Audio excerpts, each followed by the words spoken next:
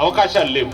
అయినా కూడా వచ్చి వాళ్ళ గవర్నమెంట్ టీచర్ అయినప్పటికీ కూడా స్కూల్ అయిన తర్వాత వచ్చి స్కూల్ ఏ విధంగా ఏంటి ఎలా జరుగుతుంది, ఏ విధంగా మనం ఇంకా డెవలప్ చేయాలి, విద్యార్థులకి మరి చక్కని విద్యను బోధించాలి అనేటువంటి వాటిలో సూచనలు సలహాలు ఇస్తూ, అప్పుడు 1983లో ఓన్లీ 10 రూపాయలే మన ఫీజు, మీకు తెలుసు, 11 రూపాయలే వారు ముందుకు నడిపించారు మమ్మల్ని.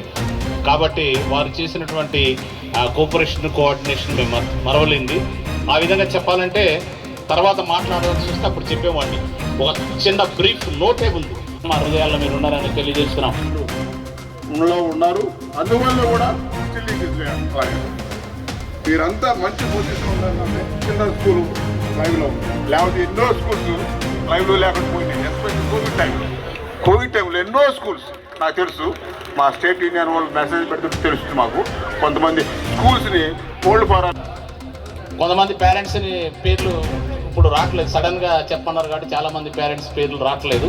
అలా చాలామంది మాకు కోఆర్డినేషన్ ఇస్తూ సహకారాన్ని ఇచ్చారు. కాబట్టి ఈ రోజున మీ ముందు 43 సంవత్సరాలు వస్తుంది, రేపు జూన్లో 42 సంవత్సరాలు విజయవంతంగా స్కూల్ నడిపించాం. అనేక మందికి ఉపాధిని కల్పించాం. మన దగ్గర పనిచేసిన ఉపాధ్యాయులు ప్రభుత్వ ఉద్యోగులుగా మారారు. చాలామంది వివిధ రంగాల్లో వెళ్ళారు. ఇప్పుడే ఇక్కడ వేది మీదకి వచ్చిన డానీ అని ఉన్నాడు, ఆయన కూడా మనకి ఇంగ్లీష్ చెప్పేవాడు. అప్పట్లో ఆయన బికేమ్ కమిషనర్, సో కస్టమ్ కమిషనర్గా అయ్యారు. ఇట్లా మన టీచర్లుగా పనిచేసిన వాళ్ళు కూడా పిల్లలే కాదు, మన దగ్గర పనిచేసిన స్టాఫ్ కూడా ఉన్నత శిఖరాలకు వెళ్ళారు అని చెప్పడానికి ఎలాంటి అతిశయోక్తి లేదు. కాబట్టి మరొకసారి బాలయ్య సార్ని చిల్డ్రన్స్ హై స్కూల్ 40 years సమ్మేళనం, పాత విద్యార్థి సమ్మేళనం జరపడం అనేది గొప్ప విషయం. ఇలాంటి సందర్భాలు సర్వసాధారణంగా ఎక్కడైనా కూడా జరగవు. ఒకే వేదిక మీదకి ఒకే చోట 40 సంవత్సరాల విద్యార్థులు గ్యాదర్ చేసి ఇక్కడ సెలబ్రేషన్ చేయడం అనేది చాలా సంతోషం. అలాగే ఇక్కడ పనిచేసిన టీచర్లు కూడా గ్యాదర్ చేయడం అనేది చాలా సంతోషం. ఈ సందర్భంలో ప్రతి పాత విద్యార్థిని పూర్వ విద్యార్థిని మేము అభినందిస్తూ ఆశీర్వదిస్తాం.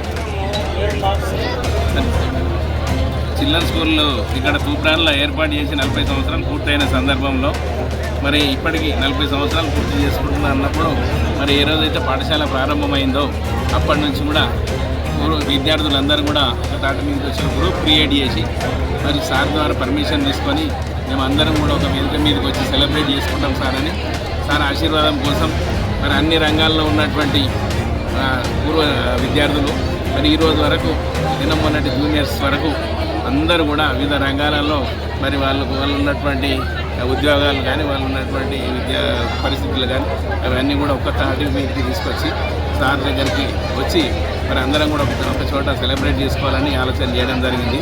దానికి అందరం కూడా సమ్మతి తెలిపి మరి ఎవరైతే ముందుకు వెళ్ళినటువంటి విద్యార్థులు ఉన్నారో, ఆ జూనియర్స్ ఉన్నారో, వారు ఏ కార్యక్రమాలు చేయాలన్నా మేమందరం కూడా ఏకీభవం ఇచ్చి ఒకే మాట మీద ఈరోజు కార్యక్రమానికి హాజరు కావాలి.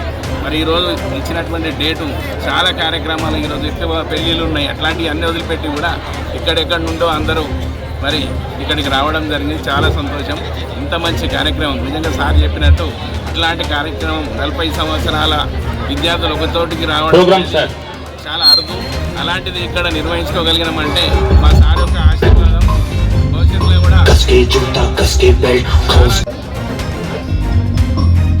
जूता कसके बेल्ट हाउस के अंदर अपनी शर्ट मंजिल पहुंची सवारी कंधों पे जिम्मेदारी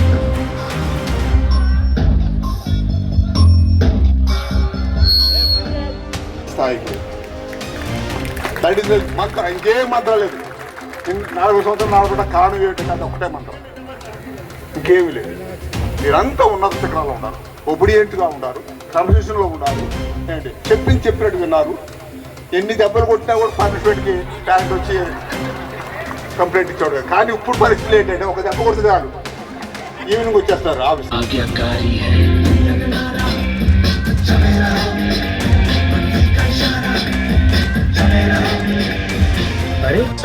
ఏం చేయాలి, మనం చేయాల్సింది ఒకటి మెడిటేషన్ స్టార్ట్ చేసి పడుకోవాలి. ఇంతే, ఏం లొల్లులు కావు.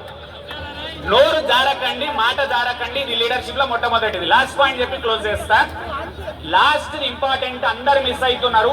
ఇది స్టూడెంట్స్ రిలేటెడ్ టాపిక్ కాదు, యూత్ సెటిల్డ్ పీపుల్